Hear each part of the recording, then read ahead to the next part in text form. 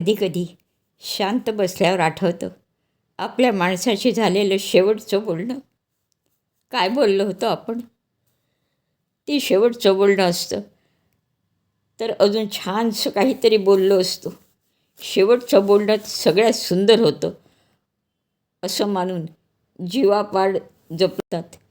इतरांपासून रडणं लंबवत, कधी जुने फोटो बघत, कधी असं झालं असतं तर, जर तर स्वतःशीच खेळ खेळत काळ सगळ्याचं उत्तर देतो असं म्हणत कॅलेंडरची पानं बदलत जातात.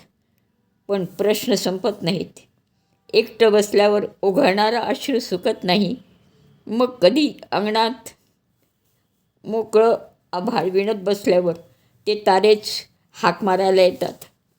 लहानपणी ऐकलेली गोष्ट आठवते.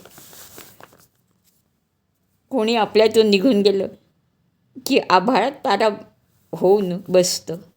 मग तारे शोधण्याचा खेळ. कोणता तारा असेल आपला? तो तारा वरून बघत असेल का? हे खोटं असलं तरी दिलासादायक असतं. अशाच अंधाऱ्या रात्री कधी वाटतं सारं चक्र उलटं फिरावं, थांबून राहावं काळानं. आनंदाचे क्षण कायमचे गोठून जावेत. पण चक्र उलटी फिरत नाहीत. आनंदाचे क्षण गोठत नाहीत. आठवणीही पुसल्या जात नाहीत. गोठला जातो तो आपला माणूस.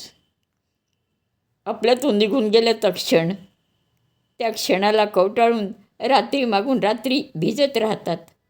जखमा सांधल्या वाटताना सहन व्हायला लागतात.